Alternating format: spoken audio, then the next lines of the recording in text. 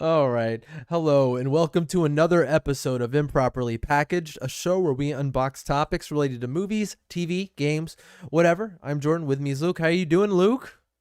Jordan, there's gold in them hills. There's gold in them hills, and we're gonna mine for all of Oh it. yeah. Golden topics and golden discussions. We've been talking about a bunch of stuff. Yeah, We've gotten ourselves warmed up for you guys. that pre-show. It's maybe one day I'll just hit Yeah. record and secretly. This is the gold, but that's the silver. Yeah. Work your way up to the gold. Now we're here. This is Now the we're here. gold. We're aiming for platinum. We're trying. How you doing, man? You look jolly. Thank you. I'm exhausted. Okay. But I'm hiding it well. I'm listening to some Christmas music right now, so Lifting your spirits. that always gives me holiday cheer and a warm glow. Like it's one of those things where it's like it gets you like at a certain moment when you're like, oh, the Christmas spirit, it's upon me. And you're like, ooh. Oh, I love it. And it gets you right in your It's jellies. so intangible. I don't know why I love it. Mm-hmm. No real explanation for it. It's in so many ways I know it's like not really a better time of the year because it's cold and I mean, especially for people who aren't in Florida like us. Yeah. You Potential know, it's disaster. like there's so many fewer like outdoor activities, especially like if people are getting sick and having to sit around and just be sick. And I mean, even when there's not COVID, I mean, there's still like more sickness at this time of year. Flu season. So, but for some reason, you and I kind of share this just love of this time. And just the whole month of December is just like, for some reason, I just really enjoy it. It's great. I mean, like, we're in Florida. I mean, we're not like the rest of the country. When it gets cold, it's like a treat. You're like, oh my God, it's Yeah. cold. This is great. And everything's just Yeah, it's better. like 50s today. Yeah. Wonderful. You walk outside and you're not dying. It's pretty amazing. Yeah. Anything under 90 is a pretty chilly day here. It's like you can feel it coming, like when the weather's and it's like when it's 70 and you feel like the cold blowing in, you're like, it's coming. Yep. This is great. The whole winter is coming, but ours is more like a slight cooler breeze comes this way. Exactly. Instead of white walkers and freezing snow, it's just, this feels pretty good. Oh, I haven't sweated in minutes. Exactly. I can walk in the park and not be drenched in sweat and have my pits a different color than the rest of my shirt. These last 2 weeks, it's just been so nice down here. Yeah, absolutely. Like so weak. It's like high. The warmest we're getting is like 71 or something. It's crazy. That's Tonight, crazy. it's like going to be close to freezing. Yeah. Anyways, not every Christmas. No, more. Not every Christmas is like that here because like sometimes it'll be like, oh no, it didn't come soon enough. It's still hot. It's thunderstorming on Christmas Day, so it happens. I can remember. I mean, Christmas is where it was in the mid 80s. So Awful. it's honestly weird for it to be early December and it to be this cold. I don't remember it getting this cold in a while. Like we've had a lot of warm years recently, and this seems to be shaping up to be a cooler winter for us. So I am all about it. Yeah. Have you decorated yet? I'm all about it. No, for one. We bought some more lights. We bought some bows for the fence. We just did that yesterday on Sunday, and Saturday night I put up the lights across the house. We got our tree. I mean, it's it's a little harder right now because I have like tools all over the living room. So I'm like doing all this work and making all this dust and stuff. So Bethany has decorated around the tools basically. But hopefully I'll be able to wrap some of that up not too long. So great. But other than that, your halls are sufficiently decked. At least the outside is well decked. We had a guy come out on Saturday and framed in the big concrete slab we're putting down to put our carport on. Ooh. So he's going to pour it next Saturday. So we're excited about that. Outstanding. Getting some stuff done. Very cool. Well, you know what? Let's get into our goodies, our golden goodies. I believe you're up this time, Luke, with what we've been watching slash playing slash listening to.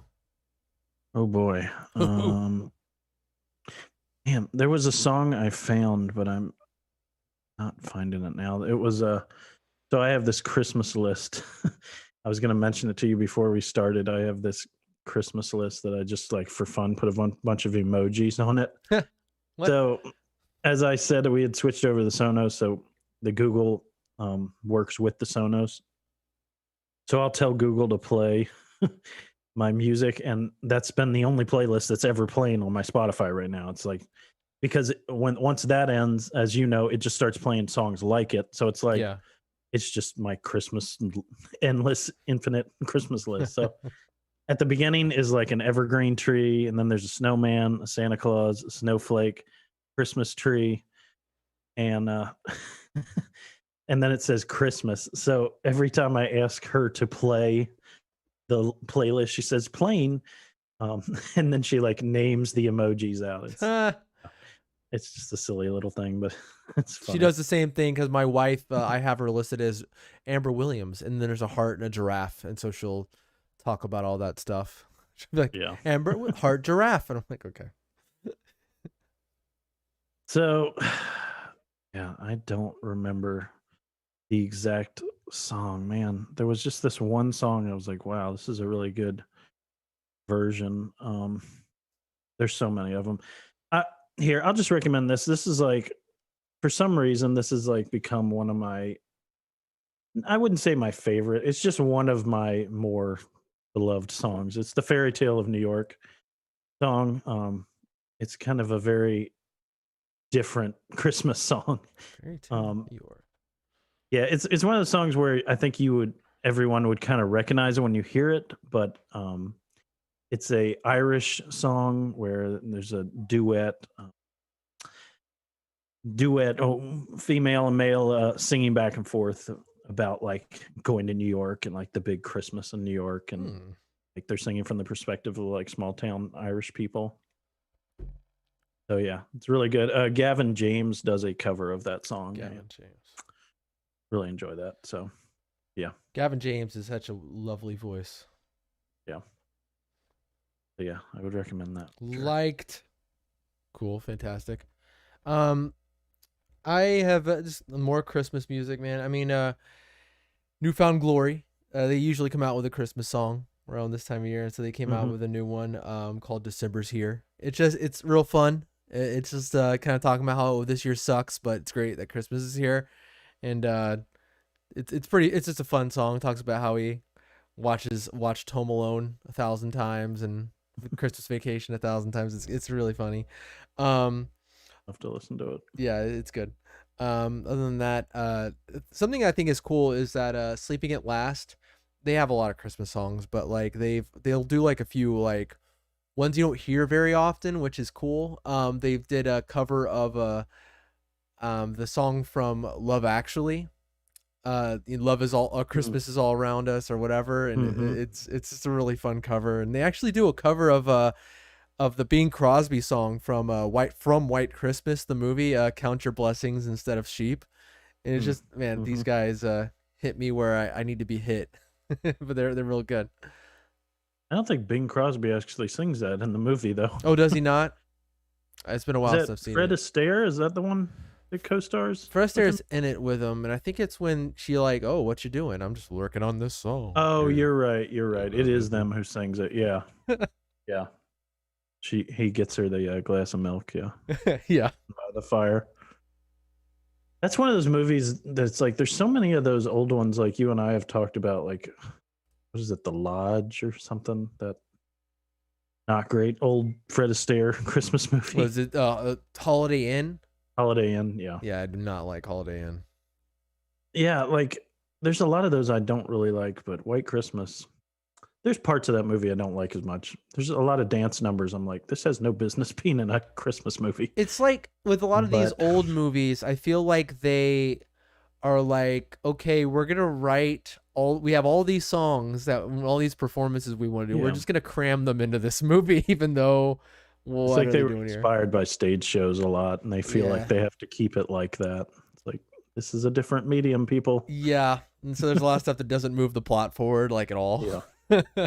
I'm sure in person those stage acts would be awesome to Oh, watch, sure. but not the same on film. No. A good movie though. Yeah, it is a good movie. It's fun. Even though Christmas is like maybe 15% of the movie. Yeah, it's such a cool setting though. It makes you want to be in Vermont for Christmas. Yeah, It's absolutely. really inspired me to always want that. Like one day, I want to be there. I want to open those barn doors and say, "Merry Christmas, everyone!" Everyone's in a Santa suit. And everyone just starts cheering and singing with White Christmas. We I know don't what who he's all these doing. people Let's are, go. but beloved friends. We know what he's referencing. Let's join along. Yeah. Just been watching slash playing, man. Um, Not a lot new, honestly. I dipped my toe into Madden a little bit. It's Ooh. probably the first time I've played a Madden game in many moons. But it was fun. I'll probably play a little bit more. You know, I'm a broken record on this. It's just so cool to be able to jump into that kind of stuff on Game Pass. Oh yeah, EA Play. And really you're just getting more value out of the membership that you're already paying for. And as long as there are games on there that are like the games that's just like, oh, I'm definitely going to play this, then Game Pass is just so worth it. But when you're able to jump into some of these games, like I want to play, oh, what's the awful game that did so terribly that they've been trying to Anthem. It's Anthem. Anthem. Yeah, I knew it was gonna be I've been Anthem. I've been wanting to jump into Anthem. Part of what's holding me back from not downloading like every single EA game just to try it, because most of them are AAA games, so it's like I should try them. Yeah. Is the data cap Data issue. cap. We got a notification that we were at 75% not long ago, Oh. 2 days ago. I think it's gonna roll over here to the new 1,000 gigs soon, but it won't come soon enough. No. Because I finally like unpaused. I had a bunch of games paused like Madden, and I was just finally like, I want to play this game. Sick of it. Let her rip. So yeah, I probably ripped through a couple hundred gigs pretty quick. Yeah. Really just invites you to do it with Game Pass. But It really does. any issues? Anything? It all seems to be kind of working itself out. Yeah, I think there must be something with the TV where if it does HDR, it has to lower the brightness. That's what I'm coming to think. Or maybe it's something to do with the auto HDR on the Xbox Series X. Because like I said, when I go into the games, it's done this from the beginning. I couldn't figure out why. But now it's like I've gotten an update to the Xbox where it says auto HDR up in the corner. People were saying it was saying that for them, and I see. never got that for some weird reason. But now I am getting it. So either there's update to the game, update to the OS. I don't know, but I'm getting it now, which I'm glad. It's nice to know, like, okay, it's on now. Yeah, an indicator. And it's so strange to me because it doesn't say it. I assume it is in an HDR mode. But when you're at the main screen, it's super bright and super colorful. I don't know where the hang up is. There must be something about it's trying to up the frame rates so it lowers the brightness. I don't know. It's beyond me, but it's mildly annoying. Okay. But it's certainly not, anything that really affects my gameplay. It's not like the Red Dead Redemption thing. I still haven't tried again, but as far as I know, it's still an unplayable, dark, awful looking experience. So maybe it's an update. I mean, it seems like these updates roll out, and this is just my weekly whine. I hate listening to myself whine. Welcome to the so weekly much is whine. great. So much is great. So yeah, we've been watching some more Schitt's Creek. Obviously, that's just we pick up these comedy shows like we've been talking about, and that's just the one we've been watching recently. Mandalorian, got caught up last night with that. Thoughts on the episode? I mean, what can I say? It's just Yeah. It just stays solid, and they keep finding ways to keep it interesting, which can always be tough when you have a property like Star Wars where so many things have been done at this point. Yeah. So many characters have been explored, and also not feel like you're being derivative of other shows and other storylines, which, yeah, I think they're tiptoeing that line. some of the things they introduced, I feel like are a little derivative of other superheroes and action stars that Mhm. we've seen before. So, it's one of those things where we can't say exactly what we're talking about because it's Maybe like a like brand next new week episode. or so, because it wraps up. I think this is going to be the last one, so maybe we can talk about the season as a whole or something at some point with a little bit of a. Is that right? I Really? think so. 8 Oh, episodes. I think. Pretty sure I could be huh. wrong about that. Well, seems like so quick, but Yeah. yeah. I mean, it's just really good. If you're not watching it, what are you doing? What you I don't know doing, what you're man? doing. You're not doing what you should. No, Just watch it. you ain't doing what you should. I with these subscription things, I think a lot of times it's just worth it to jump in just so you can catch up with that one show. Just Hmm. go in for a month. Once you find out it's over, season's there, jump in, watch the whole season. It's well worth it. If you don't find any other value out of Disney Plus, I understand. It's not for everyone, but it's a great show, and I think people should watch it. Speaking of that, I think Um, they're really trying to be like, oh, hey, you nerds here for The Mandalorian, trying to dip in and get out. Well, guess what? Next month is going to be WandaVision. So if you nerds want to stay caught up on Marvel stuff, you got to keep your freaking subscription. So they might be you trying that. nerds. You freaking nerds. Not, There's a couple Christmas specials that I've been meaning to watch, but I have not watched yet. okay. There's a not Jane Fonda. Jane Fonda. um, it's an Apple TV Plus exclusive. Well, there's Mariah Carey's Mhm. Christmas special, which I'm going to watch. But there's also what's the 9 to 5 lady? Ah. Here it is, Holly Dolly Christmas. Well, yeah, Dolly Parton's done like several specials more recently, and because of football season, I'm subscribed to CBS All Access at the moment, and so that Holly Dolly Christmas special is on CBS. So, I'll be subscribing next week, I think. any specific And reason? that's when The Stand starts. Oh, okay, Yeah, so that's my cue. cool. So yeah, I'll probably watch that. I'm a sucker for Christmas specials. I don't know if I'm gonna like the Mariah Carey one or the Dolly Parton one, but it's Christmas. It's like it or not. Maybe like there's ones that I'm like, I turn on and I'm like, this isn't great. Like we did the Katie Musgroves or whatever her name is. We did her Yeah. Christmas thing, and I was like, this is not good. So we just kind of did other things, and we just had it in the background. You know what I mean? So sometimes they're like good for that sort of deal. And it almost feels like they're written to be that kind of thing. Yeah, put it on, do something. I don't know. Because it's just like random songs and people coming out and they do little things. And so it's like not really something you have to like sit there like, okay, Yeah. now what are they doing here? No, not at all. Like the Bill Murray one. It's like you just put up some lights and put it Yeah. on and just have it on in the It's background. not lost. It is not. No. What's happening? Is that a side flash? What's going on? Exactly. What's Chris Not Rock at all. doing here? What's going on? Yeah. It's a variety show. Yeah, That's what it is. exactly. Yeah, I haven't been watching too much. Playing a little bit. Been playing Cold War. I beat zombies. So I found these random 2 guys playing online in zombies, and they definitely knew what they were doing. Ooh, okay, good I experience. was just kind of there for the ride. Yeah, I kept going. So there's an interesting thing. Well, I find it interesting. I'm sure you won't, but there's an interesting thing in this new zombies mode where you can exfil mid-game.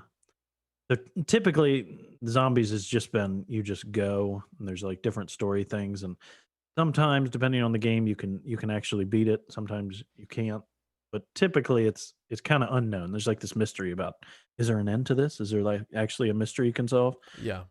And this one's similar in that way, but they gave you this feature where you can call in the helicopter and actually exfil, so you don't have to just keep going until you die. Mm. And so you get rewards and stuff, and you can upgrade different things. So we got to like round 16, which is pretty darn high, and that was about as far as I'd gotten. So at 16, they have an exfil, so I'm like, so maybe we should exfil. So I like started it, and they didn't want to do it. And then we got to like round 21. I'm like, so we should definitely exfil. It's like really hard. Like, I cannot believe I'm still alive. And then we got to level 25. So, like, these guys kept going. And then what I figured out was they would call me over. And so they knew the story. So there's like this doctor guy who, like, it's really cool, Jordan. Let me back up. So Okay. the new zombies in Cold War is actually a flashback to the original World at War zombies, which started all of this for Call of Duty. Hmm. You actually go back to the original first stage, which was this little bunker. It was like this German abandoned bunker where these dead Germans would raise up, as zombies and attack the bunker. And there was like a basement to it, but other than that, it wasn't really a huge space. It was, this was PS3. This was Yeah. maybe 2008, guessing Dark Ages at this point, somewhere of in course. that. Yeah, compared to where we are now. Yeah. So it's really cool. I just kind of, as I'm playing it, I kind of realize, okay, this is the original place. And of course, now the level's huge, but Yeah, of course. it's like you start outside of that bunker and you're looking at it, and then you can realize it's like, and they start talking about it over the loudspeaker, like what's going on, and you're kind of trying to figure out the mystery of how this all happened. How did these zombies become zombies? And so you find this underground laboratory, and yeah, it's just this cool thing. And then it's like a side quel or whatever. maybe I shouldn't describe what happens, but it's really cool what happens at the end. And you can finish the story. And yeah, I'm not going to say more, but there's some cool things that you can actually do, and then you can actually exfil at the end, and actually the credits roll. And so, yeah, I beat that thanks to these two very skilled zombie players. Heroes who came out of nowhere to help you. And I did pretty good, so it was a lot of fun. Did you earn their respect by the end of it? I had the number 1 position. I had the most kills. All right. So they were like, well done. It was probably because I had the ray gun, which is like just ridiculously overpowered in that game. It's a one-shot kill like all the way through the game. Which most of the guns, as you progress, the zombies get higher health, and it takes more bullets to take them down. But the ray gun specifically, it's one shot. It's like the golden gun. The entire basically. game. And not only that, if you shoot it at the ground, it has like splash damage, so it'll kill like several zombies. So it's like, it's ridiculously powerful compared to the rest of them. So everybody's sitting there on the box, like, it has a little, and it like picks a gun for you randomly. And so if you get that, there's like this celebration sound and everything. Holy crap, you got it. You got the it's BFG with it's unlimited ammo. Yeah, exactly. Anyway, so that was fun. So cool. Yeah, there's things I like about Cold War and things I don't. I still haven't played the campaign, but I need to. You played a campaign, so that's good. Sort of. Yeah, sort of. Kind of. The credits rolled. You saw some kind of credits roll. Yeah, exactly. What you been up to? I've been watching some Christmas stuff, man. I mean, so the beginning phases are always the fringe Christmas stuff that we watch. Like, is this a Christmas movie? I don't know. There's Christmas in it. I forgot to mention I had watched a Christmas thing too. We watched Elf. Okay. Yeah. We watched that last night. And we watched the Movies That Made Us holiday version with the making of Elf. Oh, was that good? It was kind of a partner thing. It was good. It interviewed all the guys like heavily involved with that movie, and just the process of having to like talk all these studios into getting people, and how they just like stumbled on Will Ferrell, and it ended up being so great. And just it makes you love that movie even more, like seeing how hard they fought for the movie and how personal of a story it was for the writer as well. I definitely would recommend it. I'm gonna have to check that out. That sounds cool. I keep seeing the icon on Netflix, but I haven't quite checked it out yet. I think they just picked 2 movies out of the other like Movies That Made Us and turned it into the holiday thing, because unless there's going to be more episodes, it's only 2. It's A Nightmare Before Christmas and it's Elf. So hopefully there's going to be more. I don't know, but they're really good. I hope they do more of them. I'd love to see one about like Christmas Vacation or maybe they'll do one a like year. A Wonderful Life, but I'm like, all those people are dead. Yeah, there's no interviews to be had, at least not at this point. maybe A Christmas Story. Maybe some of those people are still alive. Not the dad, but everyone else, I think, is fine. So yeah, we started off with Edward Scissorhands. Okay, so Edward Scissorhands. Have you ever seen this movie? No, I have not. Yeah, it's pretty good. But it was very much like, ooh, should we have even picked this? Because of like Christmas is like a D-list character in the movie. Just shows up at the end. It's basically Christmas for the last 30 minutes of the movie, but only tangentially, So not so Christmassy. But then next day we watch Shazam. So a little bit. I mean, okay, so thing I've noticed is like, well, they knew they were doing something Christmassy because there's a flash. I'll say to that. Yeah, I know, but there's okay. About So that life. it's one of those things where it's like they knew when they were making it, they were like wanted it to be a Christmassy kind of thing because they're like, okay, we're gonna start the movie. There's gonna be a flashback. This was like 30 years ago, but we're still starting during Christmas time with like Christmas music and all that stuff. And then they flash forward to the present, and okay, we're back in Christmas. And so it's you got like Santa, you got some Christmas stuff in there, but nothing too Christmassy. There's only one of the things that when the superhero Christmas movies, it's like how many times does the bad guy mention Christmas? And it's only once in Shazam where he said, "In the spirit of the season, I have a gift for you." That sort of deal. I love it, but it was not a gift. It was very much not. He lied. What a horribly scary scene for a movie that's mostly okay for children. I love that guy so much in the Kingsman. It's hard to see him like that. He's so evil. Shazam. He's so mean in Shazam. And we watched Batman Returns, which is so Christmassy. That movie, like every time I watch that, I'm like, is it gonna be not as Christmassy as I remember? No, again, flashback in the day when they're dumping Penguin in the sewer. It's Christmas time. You got Pee Wee Herman sitting there with his wife, throwing his baby in, sitting next to the Christmas tree. We're gonna throw our baby in the sewer. Gosh, Pee Wee Herman. Yeah, I know. What random cameo in that movie. I'm gonna be Penguin's Pops. I'm gonna be Mr. Cobblepot. And the last line of the movie, "Merry Christmas, sir." Merry Christmas, Alfred. Goodwill towards men and women. Da, da, da, da, da. How inclusive. Yeah, exactly. She was a really empowering character, I think, at the time, Catwoman, even though I'm like, I have questions about that, but hypersexualized, maybe. Oh, very much hypersexualized. That's Pfeiffer, right? Yeah, Michelle Pfeiffer. Very sexualized. Oh my God. That movie. Speaking of movies that they pulled the Happy Meal toy at the time, because I remember getting a Happy Meal toy for the movie. Cleavage. Horrible violence. It's scary. But the toy? No, just the movie. I think the fact that I think parents got upset because they were like, "Oh, Batman Returns," and kids were like, "Oh, yay, there's a new Batman movie," and maybe they took their kids to see it and were horrified at what they found. I think that Catwoman costume though is iconic. It's awesome. I love the look of that. The stitching. Yeah. You see that and you know exactly what it is. It's like that shiny leather that's like stitched together with the thick white thread. It's cool. I like that look. Yeah, I think that's probably my favorite Catwoman look too. It's so cool. But yeah, I didn't do anything in Dark Knight Rises with it. It just was like this simple Catwoman costume. Her goggles like flip up to make the ears, I think. Yeah, I don't know. It's just very forgettable.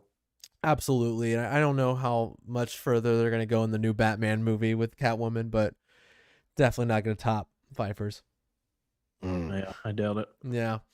But we're getting into some of the Christmas movies that we haven't seen this week. We're going to watch a lot of the Netflix Christmas movies that we're going to dive into that pool of perhaps filth. We'll see. Speaking of Dolly Parton, I'm sure we'll watch the Dolly Parton Christmas musical that's on Netflix. Oh yeah. But not really much other than that. I mean, I'm still playing Spider-Man Remastered and Sackboy and stuff like that. And I downloaded what's it called? I downloaded Haven on Game Pass. I plan on playing that. It looked really cool, looked really up my alley. And I've been trying to do, like during Black Friday, they had a really good sale on the for Switch, the BioShock collection. I'm like, yeah, I think that's the way I want to play those games. Sometimes it's like playing an older game on the Switch. It feels better because like when you're playing it on a PS5 or something, you're like, well, Spider-Man Remastered or whatever it is, it's right there. Am I really gonna play BioShock on this thing? And so I've been playing for BioShock. I've never beaten any of them. I've never beaten any of them. So I'm gonna try to play through the trilogy and see how that goes for me. Have you played BioShock? I don't think I've ever finished one. Yeah. I think I've started, honestly, all of them, but I don't think I've ever finished one. Yeah, I've started one. I started Infinite, but I never even started two. Yeah. So I mean, we'll see how it goes. I mean, it's as far as like where it's pretty straightforward as far as where to go. You just kind of follow the arrow, but it's just like, which is good because I hate the whole where do I go aspect of things. But it's tough. I didn't anticipate the first BioShock to be so kind of challenging. Like I think part of it is it's so dark. Like there's like one is like these crazy people. I forget what they're called, but they're so unnerving. They're like. What are you doing? Like they're just so crazy. It's unnerving. And then it reminds me of We Happy Few. Yeah, where they're like we're in the 40s or whatever. We act like this for some reason, and then like they're just running around, and I can't see them. I'm like, where are you? Stand still. It's so dark. Goodness gracious! I don't know if it's just me playing on the handheld. I don't know because that's what I'm doing. I've been playing it like in bed actually. Which is very those unnerving. Games play well so far? Yep. From what you've seen? Mm-hmm. They play pretty well. I mean, they run smoothly? Oh, they run smoothly. I mean, like, they definitely, like, on the Switch, I think, took some downgrades as far as the remastered versions. As far as the remastered versions go. I think it's better. All of them are remastered? Mm-hmm. Yeah, they're all remastered in certain ways. I mean... how it shows up on like say Xbox or PlayStation, you're gonna get like 60 frames, and you're gonna get it like up-res like crazy and stuff like that. But they reworked a lot of the textures even on like the Switch one. But it's like it's 30 frames and 1080 on screen, 720 on the handheld. It's good. It's fine. I don't have any issues on that. I don't know if the darkness is a Switch thing though, because I'm like, gosh, it's dark. I'm like, they're running around and I'm like trying to shoot them. I'm like, where are you? I keep losing track of them, and then they're like behind me. And I was like, oh my God. It's actually kind of unnerving playing it in bed. I mean, that game is unnerving. It's creepy. Just what it is. It's creepy. It's just everyone's screaming. Big daddies. They're tough. The big daddies in the big suits. And I feel like I suck. Like I feel like I really suck at the game because like you have like the life chambers or whatever. So when you die, luckily when you die, you just go back to that chamber and it revives you. And like saying if you were fighting a big daddy, the damage that you gave it is still there because you didn't just reset, you were revived like in canon. So it makes sense. So thank God, but I just keep dying. I'm like, oh my God, I'm just dying over and over, just whittling this big daddy down. And then like, I'm like, I got it. And then some crazy person will show up. I'm like, oh my God, and he'll kill me. But I'm getting through it. I enjoy the game because it's so different, still so different. I feel like, it's pretty remarkable even today with, all the other games that inspired. It's still pretty unique, and so I'm enjoying it for like the game that it is, but I'm having a hard time. Those are great games. Yeah, and I've never even stepped into 2, so I don't even know what to expect, but I don't think I'm really close to beating 1 anyway, so but yeah, that's what I got, man. That's what I'm doing. There's a movie I wanted to mention before we move on that we started that I had forgot. This is actually the first movie directed by Jodie Foster. From 95 called Home for the Holidays. And it's starring Holly Hunter. Okay. Robert Downey Jr. Okay. Dylan McDermott. Steve Guttenberg. Claire Danes. And Yeah, we got Oh about no. 20, 25 minutes in, and I was like, I've had enough. So yeah, I don't know. It might be something you might find interesting. It was one of those movies where I'm like, I don't know that. I know this is about Thanksgiving. I feel like it's also about Christmas. I didn't get far enough into it. What it says for the synopsis, it says after losing her job, making out with her soon-to-be former boss, finding out that her daughter plans to spend Thanksgiving with her boyfriend, Claudia Larson faced spending the holiday with her family. Oh, okay, pretty So basic stuff for the most it's part. called Home for the Holidays. I didn't know if she stayed for Thanksgiving and then stayed on till Christmas. It'd be a long time to stay. I don't know. She just got fired. What else she got going on? But yeah, like 20 minutes in, it was the day before Thanksgiving. So I was thinking, could this last the whole movie? So I was guessing. I don't know. It was in the like holiday suggested things by Apple TV. So I don't know. There was enough people in it that I wish I'd watched Yeah, it. totally. A lot of people in it. Holy crap. But it was like, oh, her parents, they were too much. I just didn't like her parents. Like Holly Hunter, she was fine. I don't think she's the greatest actress ever. Not really. She was fine, but it was like her parents were just so badly cast. I didn't feel any like chemistry at all between them. It was like these people could be anyone you're talking to right now. It doesn't feel like they're your parents at all. So I don't know if I'm suggesting it or not. I guess just bringing it up because Hey, we're about it to do was that right interesting. now again. So, speaking Yeah. of suggestion, we was suggested to us by CJ to talk about the film a little bit, whatever we can talk about. Jingle All the Way, what, why, how? I mean, I don't know, man. I mean, Well, Jingle All the Way 2 is what he wants yeah, us to Jingle All talk the Way about. 2. I mean, this is a movie I have never and will never ever see.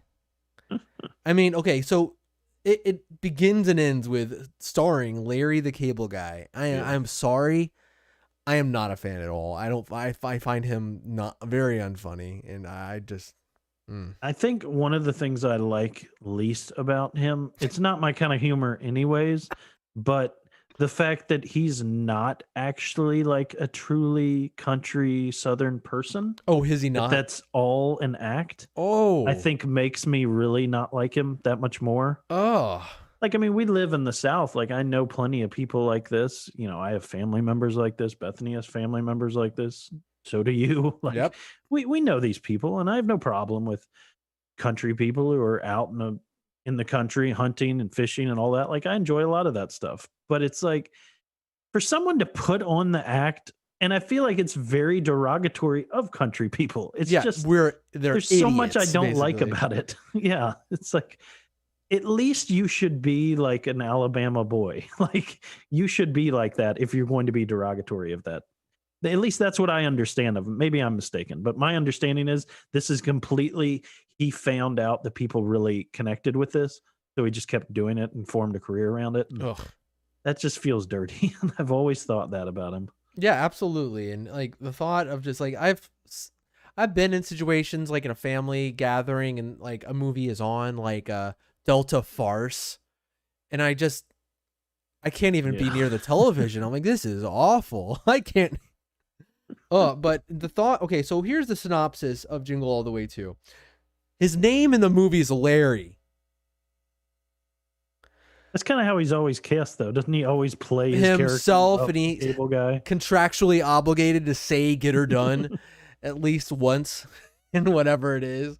It says Larry's Yeah. daughter wants only one thing for Christmas: a talking bear.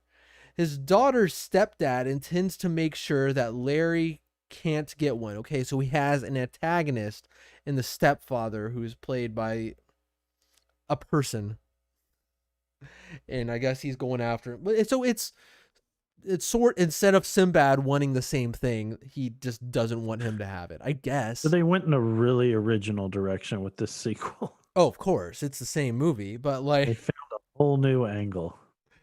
I mean, okay, so how they had a perfect opportunity. I told you this perfect opportunity to make Jingle All the Way 2 to take place immediately after the first one, where she's like, "Oh wow, the present you got Jamie is so great, and thinking of all of everything you went through, it makes me wonder, Howard, what did you get me? Da, da, da, bum, Should bum, have bum, bum. premiered right after Thanksgiving in 1998, 2 years after Yeah. Jingle All the Way. That movie should have come out. Oh, what a missed opportunity. It's one of those movies that take place over the course of a few hours in Jingle All the Way 1. How funny would it have been? His character has to find an excuse to go out that night to find something immediately after. It's so they must have tried. So great. I love that concept. I was telling Bethany, I was like, when we were watching Elf, I was like, you know what I love about Elf? It's the fact that there's like fantastical like Christmas spirit, Santa, elves, all this stuff, but it's based in this like reality of New York. And that's what's just so great about it. Yeah. And it's the same thing with Jingle All the Way. Like it doesn't have like the fantastical elves and Santa stuff, but it does have like the whole movie surrounding like this spirit of Christmas. Like I want to like get the greatest gift for my son, and you know, like I want to bring Christmas to my son. And it's the same thing with like the goofy neighbor that everybody finds annoying. It's like even he's like trying to like bring Christmas to the neighborhood with like the reindeer and getting his son all these gifts, and like sleeping with all the neighbors. Yeah, there's that, but you know, he's making cookies, and Arnold's wife's making cookies as well. I don't remember the name from the movie, but whatever. Your wife's cookies. There's so many like cool like Christmassy spirit things, and like that's what I love about that. And it is a very original concept, even though it's not. I mean, it's based on just reality of like, oh yeah, we could have a movie about a dad like going out right before Christmas and like fighting the crowds and getting in this adventure. And there's not any other movie like that. So you should like, make that right now about an Xbox Series X and a PlayStation 5, because that is a reality right now. Really, I could see somebody, you know, in the same way, like we heap praise on Cobra Kai on how well it like takes from the old thing. Like somebody could easily like take up Jingle All the Way, and you know, I don't know, it could be the son or something, like taking up that mantle for his son or something. In another world, like I said, Jingle All the Way could have happened in '98, and it could have been, you know, Howard going out and having the same thing for his wife, and I don't know, it might not have been as good, but I think it still could have been a good thing. And then there could have been a third one where it's his wife going out for a gift for Howard, or you know, something like that. It could have been like starring her instead, and yeah, I think there was more opportunity there. There's one thing just to mention offhand that gets me about Jingle All the Way 1 every single time is they botch the lesson at the end a little bit, only a little bit, because like, you know, Howard learns the lesson that really the biggest gift that his son wants is him, and him around, and him to be there during Christmas. And that's what he learns at the end. Myron, on the other hand, gets arrested. Jamie, out of the kindness of his heart, gives him the Turbo Man doll, and he's like, wow, thank you. This is going to make my son really happy. You're going to jail for Christmas. I don't think he cares about the Turbo Man doll. Your father's in prison for chasing a kid up a building. Among the many things that happened, he was part of a bombing building. There really was a bomb in there? There's some messed up people.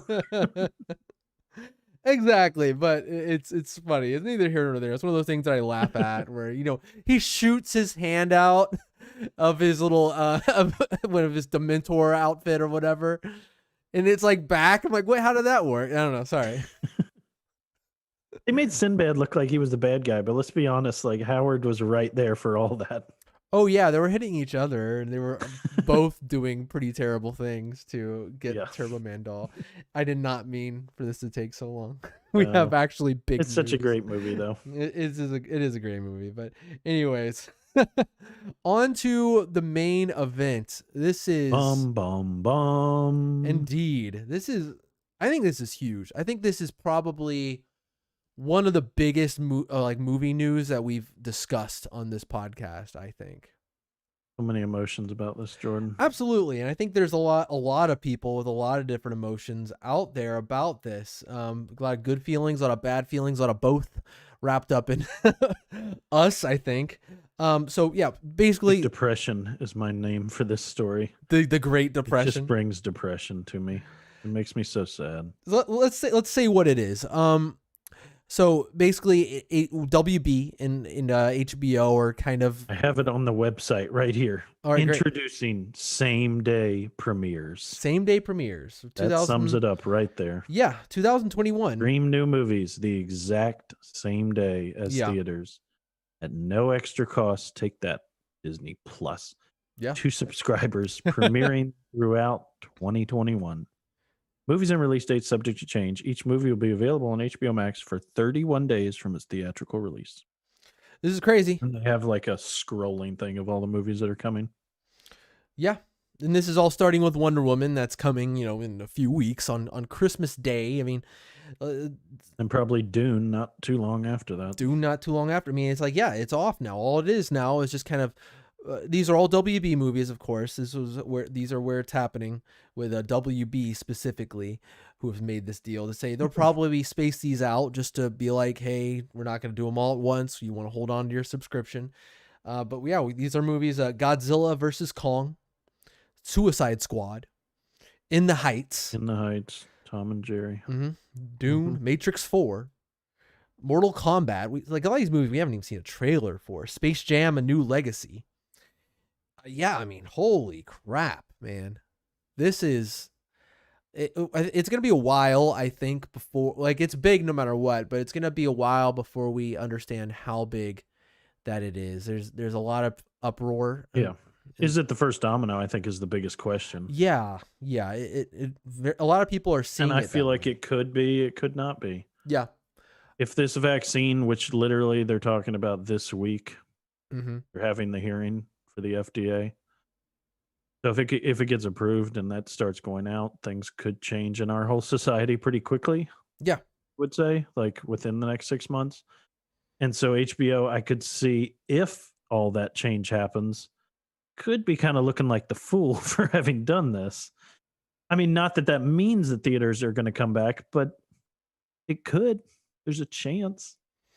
Yeah, and there is some like reason to think where they might not do like continue after this. I mean, they're getting some major pushback from some of their funders, like Legendary Pictures. I've heard this today that they're very upset because they were not consulted on this, and they've funded like Dune and Godzilla versus Kong.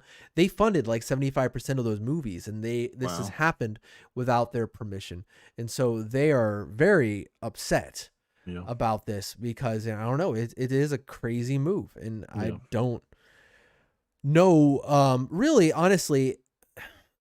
As far as a business sense, I mean, we can talk about it from a consumer standpoint, but I'm not really sure what the end is going to look like for this. Like at the end of 2021, they turn around and say, okay, what was this justified? And if so, in what way? How were people paid for these? I mean, like that movies they're such a proving ground, when ticket sales are such a proving ground for big movies to be like, well, we made this $100 million movie and it flopped. I guess we're not doing that again for this property, or at least. So I don't know. And I mean, I think the real question in all this is it that people's habits are just changed, or is it that people are actually scared of getting sick? Because I could see both things. Absolutely. I think, we've already talked about this, like you were saying with your coworkers, what they've said. And, I see it with people that I know. It's like, I haven't gone to the theater. Well, I don't even bother with the theater. It costs too much. And I can understand that. But yeah, it's like you said, it's the reason these big movies happen. And without these big premieres where, hundreds of millions are made, honestly, there's not a lot of reason for these big movies to be made anymore. And I could see the landscaping changing if it's just streaming, because I think the reason that big movies are coming out on streaming now is because they feel that pressure from the movie theater movies, pushing them to make their movies bigger. And if there's not that pressure, I think movies in general will get smaller and their budgets will get smaller, because just the way streaming is, you're not making as much money. You're making, HBO Max is one of the most expensive ones at $15 a month, Yeah. and you're selling one ticket for probably $15 at the theater. And, each theater holds what, like 60 people? Like, do the math, I mean, we know the numbers. It's hundreds of millions.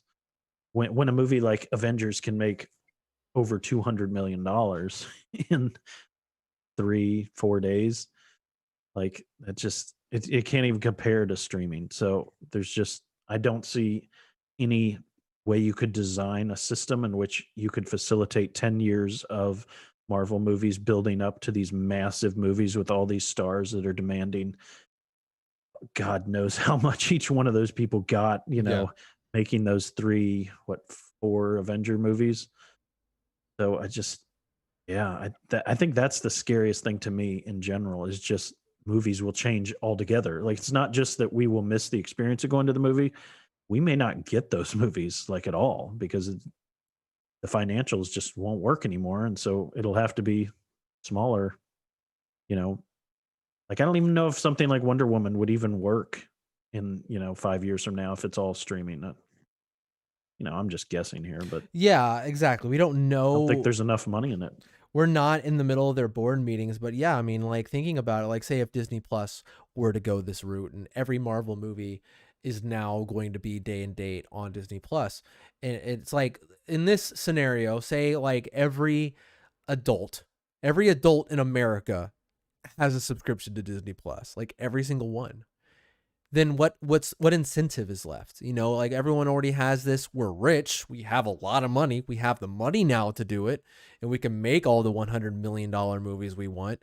But it's like, what are we going off of? If it's like, I mean, is it views? Are views really going to drive whether or not to make a $200 million movie or not? I mean, if like say in the same month Dumbo 2 comes out on Disney Plus and nobody watches that, but they still keep their subscriptions, I mean, like, then what's the difference to them? I don't know. What's the bottom line? I mean, I don't know. I don't know. I guess maybe that's just not the reality of it. I don't know. It's such a strange new world. I don't know what it's going to look like down the road. Or if you're right, if we movies like Wonder Woman 84 will be just not make any sense from a business standpoint because I don't know.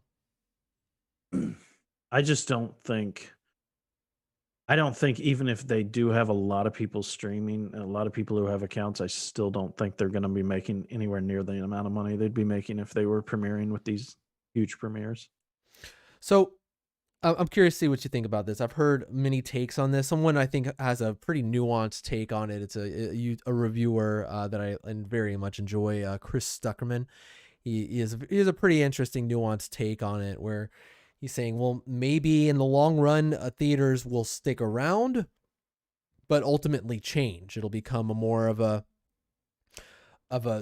not something that everyone goes to anymore, kind of like it already is. And maybe instead of each city having 4 or 5 of them, they have 1 or 2 of them, and they stay on subscription service like they already are for most of them. And I don't know, maybe it could become a good thing where the people who are gonna come and talk and just act a fool in the theater, they just stick around and watch on HBO Max, and the people who care about the experiences go to the theater. I mean, it's a possibility, but at the same time, I don't know, man. I don't know if they can stay open. I mean, something that has to happen is something that Chris mentioned in the video is like, yeah, I mean, if they go this route, maybe they have to have some sort of negotiation where the cut that the studios get per ticket, maybe that needs to go down and the theaters need to make more off ticket sales. They're going to be streaming it anyways. I would think it would have to. Yeah,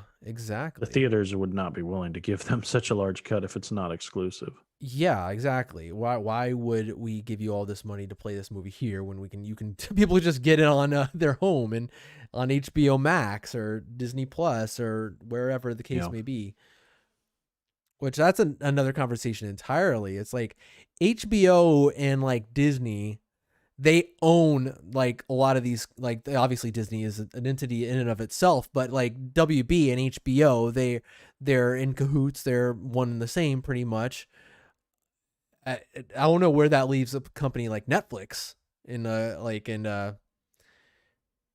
Amazon, I guess. I don't know. Well, Netflix already has a lot of original movies, so No one's gonna leave. No one's gonna leave, but it's not gonna be the I same think it's thing. the ones like Hulu that might struggle because Hmm. Hulu does have original content, but it's definitely not at the level Netflix is at. What they might do, because now Hulu is owned by Disney, they might put some of their more. They could easily put some of their more Yeah. adult oriented content onto there if they so chose. But It's saying Legendary Entertainment may sue Warner Brothers. that's crazy. That's crazy. Yeah. I can't blame them. I mean, that's a crazy thing to do without talking to one of your major sources of income. Absolutely. I mean, can you imagine? But I mean, honestly, something I definitely want to talk about this in a more like practical sense, like what that means not just for us but for everyone. Is it is a good thing that people have choice, and but is this good for movies in general? Like, is this a good thing for cinema?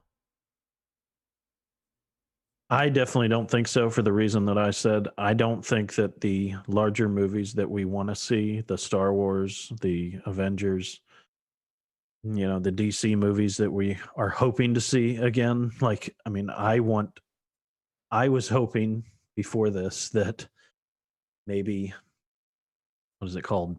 The Batman or Yeah, Batman, the Batman. whatever. Yeah. and and Joker would kind of cause this like renewed excitement in DC properties. And I was hoping that slowly like that would change from what just this abysmal version of DC that we've been complaining about for a while. Hmm. I was hoping that these more art house films would kind of change people's perspective back to like be more interested in DC. And I was hoping that Suicide Squad would be another one and be like, oh wow, look at what James Gunn did with that. What could he do if he started bringing everyone back together, basically rebuilding the DC universe, and then having a Justice League movie that's like a great Justice League movie in Hmm. 10 years or whatever. And I don't think that would ever happen in this landscape, at least not on the scale that I would want it to happen. I want the big name actors. I want everybody on screen at once, like there was in Endgame.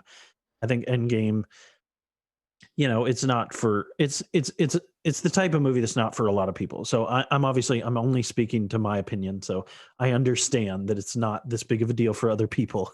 I have to condition that. I'm not an idiot. Like, but for me personally, I think it was a moment in history for cinema Yeah. to have a action superhero on screen with all these female, male monster characters like all together at once and have that all like play off each other so well and in a great way. It's such a hard thing to not make kind of cheesy, honestly. It's hard to not like it come off stupid and it came off so well and they pulled it off so well and I don't see how that could ever happen. There were so many big actors that were making so many other great movies in that movie. I just don't think, this is just my theory. I just don't think that you could pay all those people on the budgets that you're going to be forced to. The reason that movies like studios like Disney, like Apple, like HBO can fund large movies is because they have all these other businesses, Mm. like Apple's the largest company in the freaking world. It's, almost at $2 trillion market cap. And so, they can fund a massive movie. Like they're going to do that sci-fi movie based off that Neil Stevens novel. That looks great. And Dune, like that's a big movie with a lot of big names. I'm repeating myself, but I think it's not good because I'm afraid that stuff won't happen. Now maybe I'm wrong. Maybe there's more money in it than I realize, but it just seems like just in my mind I'm thinking $15 represents my home. Like that represents my anyone who's in my house watching, and let's say I had 4 children, Yeah.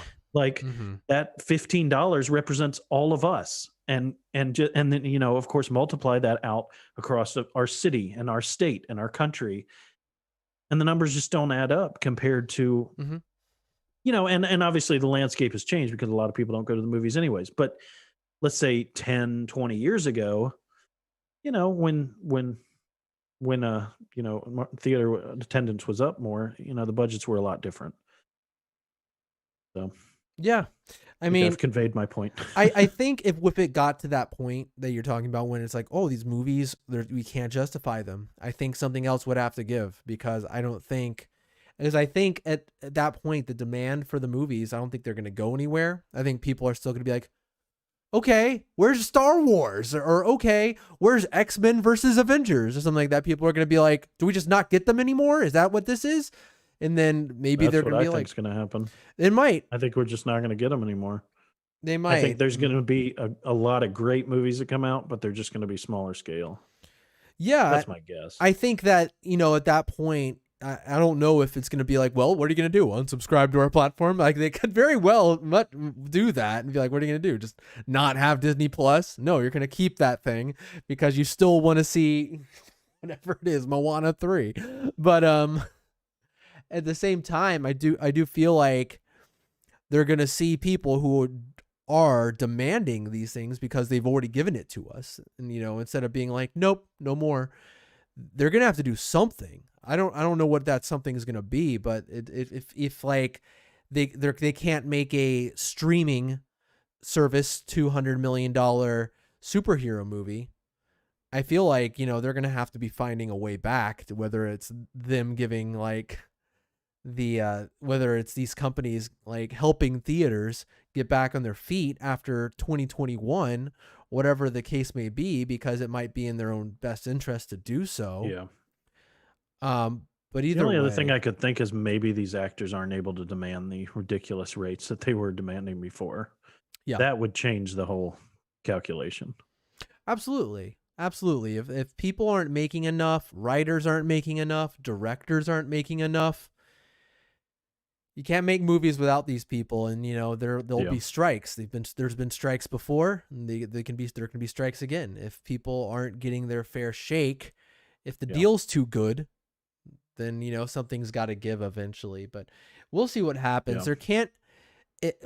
Consumers, I think most people are thrilled about this. Like, most people might be listening to us be like, what are you talking about? I get to sit down and watch Wonder Woman in the safety and comfort in silence of my own home. I get that. Honestly, there's a large part of that I am stoked for. Like, I'm very happy that I don't have to worry that some jerk's going to be behind me talking and that like I have the only seat that I want and all that stuff. Instead of worrying about that stuff, I get to watch it in my home. That is cool. That is absolutely cool. And I am happy about that. But we're thinking about it maybe in a different perspective than I'd say most people are, because I don't know. I think it's just the old school moviegoer in me that just, I don't know. Absolutely. It's kind of a bummer. There's a big, it's hard. I think you don't get all that I get out of movies when you're at your house. I guess that's my simple way of saying it. And that's 100% true. Not to keep blasting Chris Stuckerman, but that's one of the things he said. He like every movie he goes to, he remembers the experience, but when he's streaming something, he's like, oh yeah, I saw that movie, I think. It's like there's a memorable experience to going to a movie. There is something special about it. And so I do hope that they stick around. I hope that they'll come back, I should say. I hope they don't die out. It's scary. Yeah. Because they were struggling already. And and now they're going to be struggling maybe even more. And so something's got to either change or something's got to give for them to continue existing. But, I've said this before, I'll say it. I don't know if I said it on the podcast actually, but like, I love movies. At the end of the day, I love movies. Theaters are just my favorite method of consuming them. And so it's a bummer if they go away, but all I hope is that movies continue to be made. They continue to be funded. And movies that I like continue to come out. Like, honestly, if like everything, like there was some weird middle ground that happened where movies got to stick around, but they were maybe smaller and maybe, there just weren't as many theaters around, but I still get to go every now and then for the big movies. I don't know. But most movies are on streaming. I'd probably be satisfied with that, I think, for the most part. There's some movies that I'm like, do I have to go to the movies to see this? Like, sometimes when I'm seeing these Disney movies, I'm like, do I have to go to the movies for this? Yeah. Yeah, I've heard this discussion on another podcast, that the Mac podcast that I listen to. There's several guys on there that are definitely like just enthusiasts to movies, and they're the kind of guys. They're a little older. Some of them have kids. Some of them don't, but are just, they're probably in their late 40s. Some of them in their 50s, and they're just like, it's too much of a hassle to go to the theater. But we definitely don't want movie theaters to go away, because when we Yeah. do want to go to the theater, we want that art house experience, the popcorn and the great sound. And like one of them said, like, I don't go to the theater very often, but when I do, I make sure there's Dolby Atmos in the theater, Mm. and it's like a 4K projector. Yeah. Like I'm not going to bother going to the theater unless I can get all the frames, and I can get, the high resolution, and I can get some great popcorn.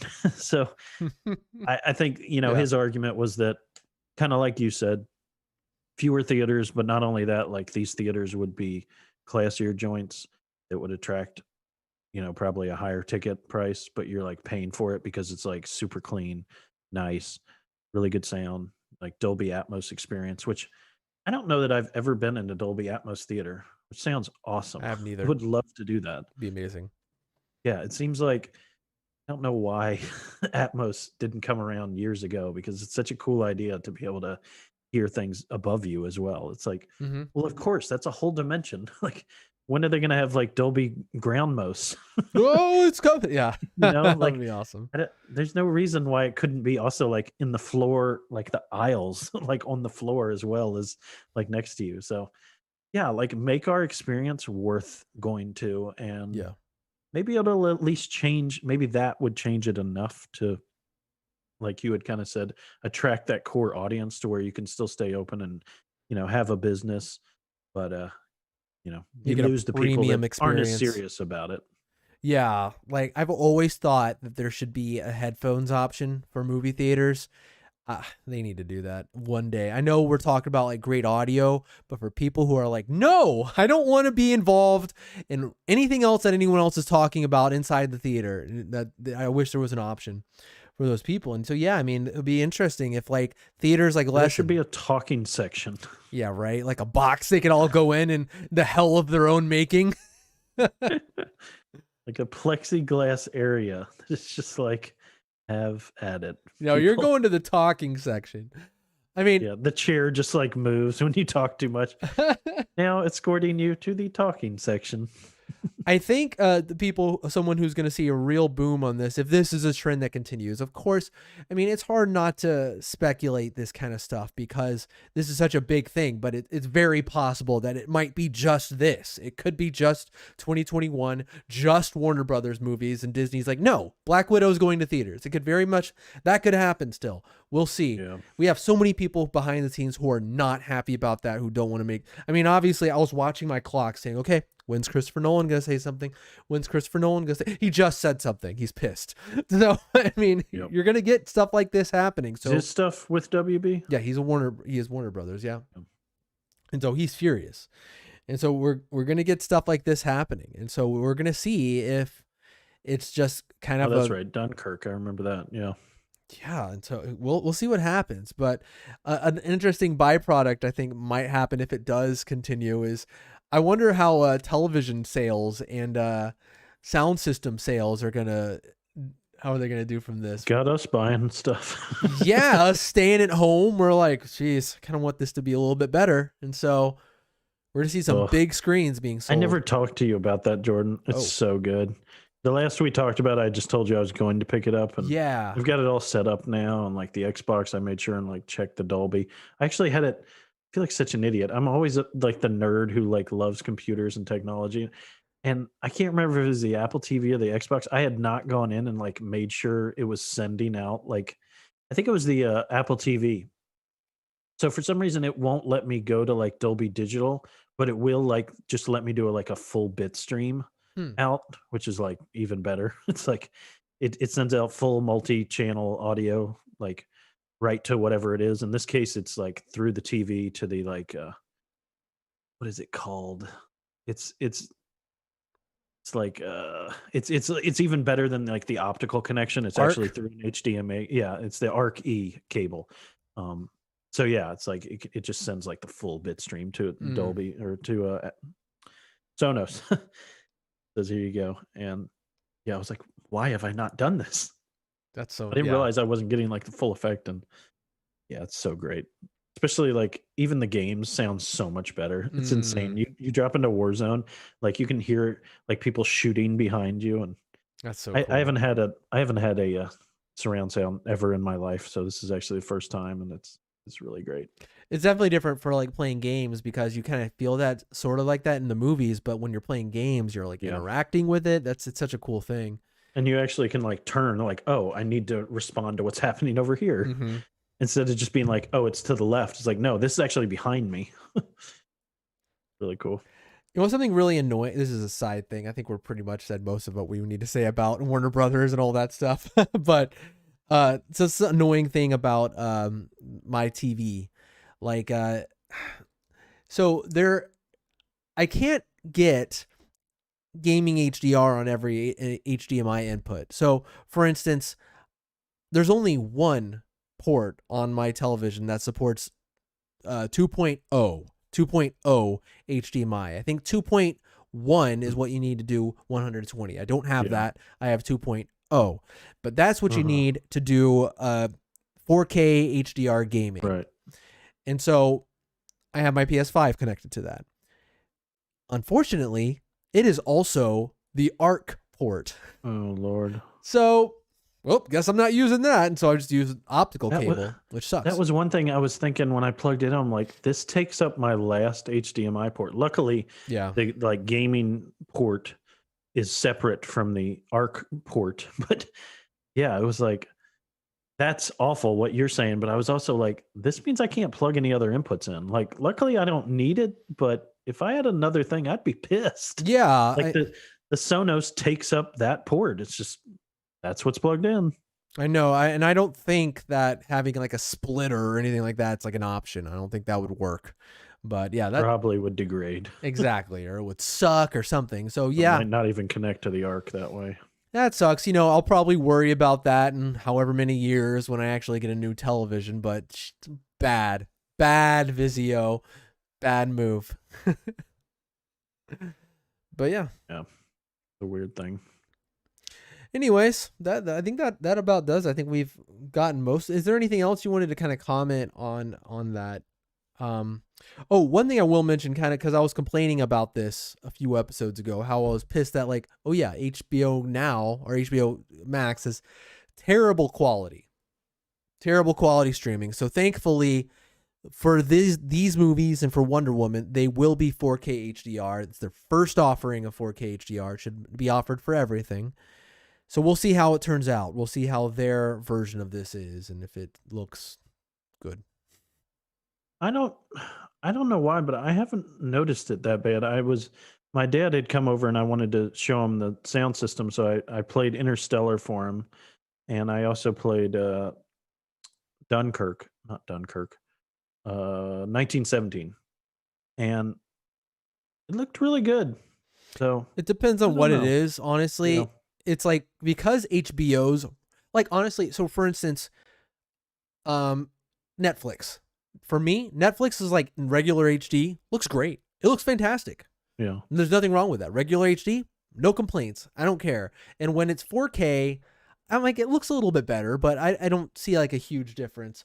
But with yeah. HBO, they're HD. At least we talked about this, how you don't seem to have this problem on your Apple TV. But for me, and like I'm hearing a lot of other people say it is bad. It's like I'm watching it in like Yeah, 720 or something. I have not noticed that. Yeah, it is. It's always looks fine for me. Like when we were watching I'll have to look closer. what's that Stephen King show we just watched a little bit ago?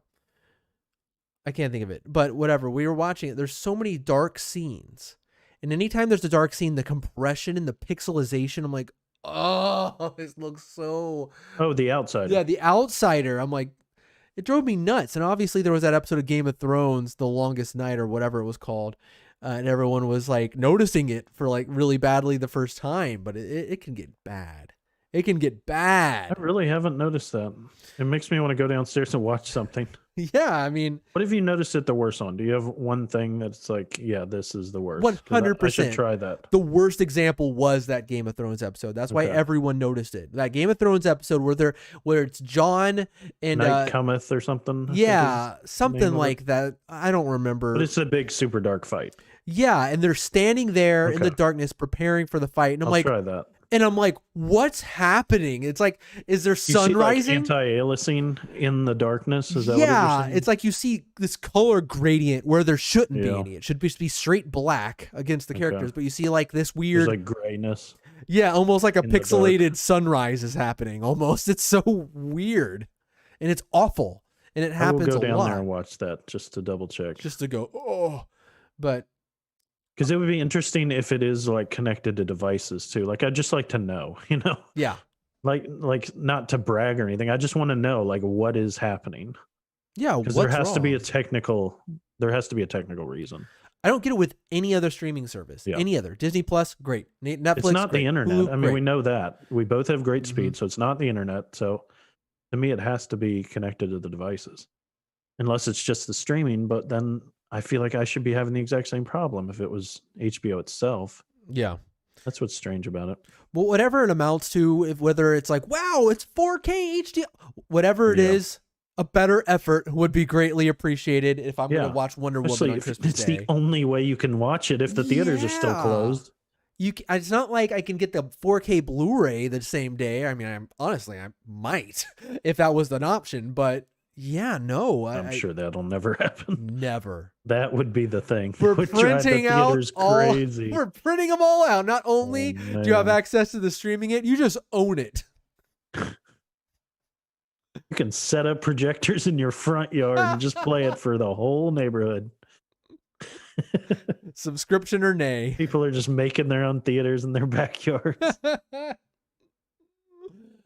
my God. But anyway, we'll see how it goes, man. I mean, either way, I mean, we're definitely seeing Wonder Woman in a few weeks. Are you gonna? We're honestly probably gonna do that first thing in the morning on Christmas Day after we do our thing. It's just me and my wife, and we're not going out of town that day. We're just probably gonna go to my mom's for lunch, and so we'll probably just wake up, open our presents, have some breakfast, and watch some Wonder Woman, which is gonna be the strangest experience. Honestly, this is so strange. They're starting with quite a big one. This is gonna be weird. Be like, oh, it's Christmas morning. Well, I'm in my PJs, drinking my coffee. Let's put on Wonder Woman. I don't know what that's gonna feel like. I really don't. Yeah. What's the there's something else coming out too on Christmas Day. Soul. The big Disney Pixar movie. We're definitely gonna watch that too, probably. So. I was thinking something else, but I can't remember. Yeah. The problem with us is always we go out to my parents' house, which is in the sticks. So the sticks don't get such great internet, Jordan. Yeah, there's not going to be any 4K HDR streaming out there. No.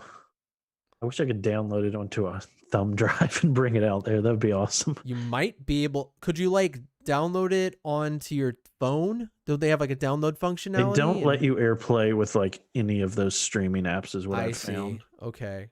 So I tried doing that. I thought of that when we had our little RV trailer. I was like, I'll just download a bunch of movies onto Netflix and then I'll AirPlay them onto the TV. That's no dice, son. No dice, son. No dice for you. Ugh, so frustrating. It's like, I have a subscription. Let me play it on that screen. That's all I want. No. I'm not trying to steal it. No. Just let me play it on the bigger screen. I just don't want to watch it on my 4.5 inch, 5 inch screen. We want it to be difficult. No. I don't get it. I really don't get it. I don't get why is there that DRM thing like that? I just, what is it you're preventing? But the bar of access is so low. It's like, why even? I know. It's like so many people have Netflix subscription. Nobody's even going to bother stealing your content. Exactly. And it's like, what, $10, $9, something a month? It's like, come on. I have a question. I mean, we don't talk to that many strangers, especially now, but like, have you heard anyone stranger danger. Have you heard anyone say, "Oh my God, I gotta get an HBO Max subscription right now"? Or have you heard anything like that? Like, I gotta do this. Like, have you heard that from anyone? I haven't talked to a lot of people about this. I don't see a lot of people anymore, Jordan. But yeah, I haven't heard I anyone mean, the do people that. in my life are like, "What? What's that?" Yeah, I mean, I was reeling over this when it happened. I was like, oh my God. I was at work and I saw the notification. I was like, oh my God. And like, I turned around and like told some of my fellow employees who are, again, I haven't been to a movie theater in 5 years. You know, that kind of What's a movie? What's a movie? Oh, there's a new Wonder Woman coming out, like that sort of deal. And I had to I was like, guys, every Warner Brothers movie from 2021 is coming straight to HBO Who's streaming Warner service. Yeah, and they were like, "Wait, what? What do you mean?" Yeah, I had to explain it like 5 times. It was hilarious. you just repeat the exact same thing. I said every Warner Brothers movie is coming to the streaming the same day. Yeah, I know, right? There's Who's one Warner. There was one article that really read like that. It made it seem like every single one of them was going to come out simultaneously on the same day, like all of them. Yeah. Can you imagine that? Ugh. That would be a terrible strategy. Imagine what would you? Because they would get the news cycle for 12 seconds, and then the rest of the year there'd be no talk of Warner Brothers movies. Crap! Oops! Oopsie daisy! Boo boo! Like I just watched Wonder Woman, Godzilla versus Kong, and In the Heights, and all that all Dune in one day. Well, anyways, I guess that's that it. would be weird. That would be really weird. I'd feel dirty doing that. You know what I mean? I feel gross. I'm gonna feel dirty streaming all these movies, I know. Jordan. I feel dirty talking about it. It's weird enough. Like honestly, you know, Mulan has ended its time with a Disney premium, and now it's just some baloney tier they made up. For Mulan. I highly doubt we're ever going to see that again, but I highly doubt it. But $25. Yeah. Much. I said no to that, and I'm a big Disney fan. I said no. I didn't do it, but now it's on like regular streaming. I feel weird just like seeing that, being like, this is a big Disney movie I've never seen before. Like just press. That's weird. I don't know. I thought it was kind of weird playing Greyhound. Like, yeah, right. Feels like I should be watching this in a theater. I think I watched that in our RV actually on that little TV, like That's streaming it off my phone. You know, like, honestly, this is kind of this is a cool thing. But sometimes I feel that way watching Mandalorian. I'm like, wow, yeah, this is a movie this is something I just watch at home, and it's Star Wars, and it's this good quality. What in the world is this? Yeah, it was something we would have dreamed of in younger years. Absolutely. Coming out of the prequels, going like, oh, that was so cool. And then as you get older, going, oh, that wasn't so cool. But back then, you know, we were starved for Star Wars stuff. It had been 25 years. I always want to talk to little Jordan, or even like 10 years ago, Jordan, be like, hey, did you enjoy that Wonder Woman movie you just saw in theaters? Son. You just saw Wonder Woman theaters. You enjoy that? Well, guess what's going to happen with the second one? You're going to see it in the same day because it's going to be released into streaming. Oh, so it's jams. Yeah. Oh, so it's like a straight to DVD movie. Someone else is going to be playing Wonder Woman. It's going to have a third of the budget. No. Gonna download it as a torrent? No. You won't have to. It looks terrible, doesn't it? No. It'll look pretty good. Surprisingly not as good as Netflix, but pretty good. Yeah, somehow not as good as Netflix or really anything else, but it looks good enough for me, I guess. We'll see. I'm wondering if I'm going to hit play and then like HBO Max is going to crash. That's what I'm wondering. We'd like some more money from you, please. You want more bandwidth to play with? It's all a practical joke. Oh my God. We're not really going to let you play that. Come on. Psych. Go to the theater. Enter your credit card information. Give me your $30. Go to Regal. Come on. That'll be something. Oh. Well, that's our show.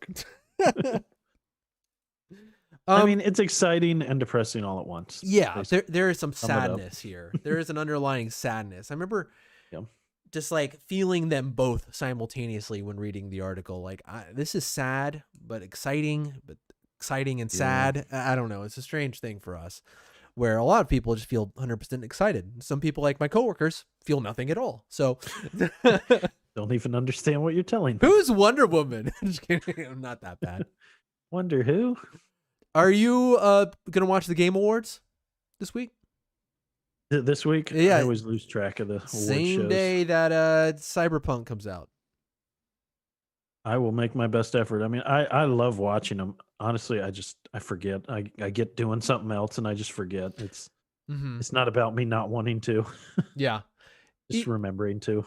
Either way, next week we'll talk about the big announcements, even if we don't talk about, oh man, wasn't Troy Baker a crazy presenter or anything like that. We'll at least talk about the big announcement. I can tell you already. He was. Future us. It's Thursday, so Cyberpunk's Thursday. Apparently the Game Awards are as well. Yeah. Timing. Yeah, I need to get downloading it. All right. I'm literally logged into my Cox account now. Uh-oh. So our oh boy. Our usage is at 88%. Oh boy. It changes over on December 13th. Okay, so that's next week. So Cyberpunk's what, 4 terabytes? Yeah. That's how far over I'm gonna go. Yeah, you ready to be overcharged 5 times? Oh, it's so close.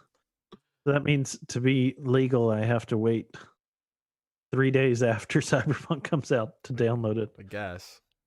Or just Well, they charge you $10 per 50 gigs. Yeah. We're at 1,132 of 1280. Yeah, you're going over. You're going over. Sounds like it. Just embrace your destiny. Oh.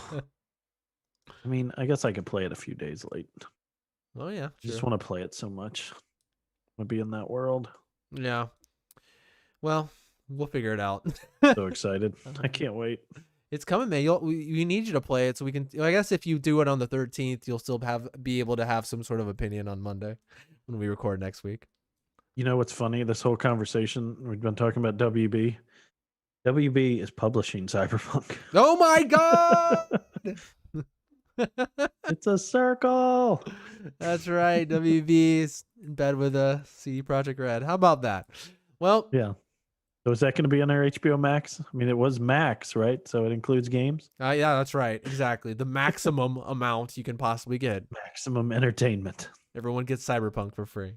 Oh. Sweet. All right, man. We'll do this again next week. Probably talk about the Game Awards a little bit. Yes, sir. All right. I'll see you then. See ya.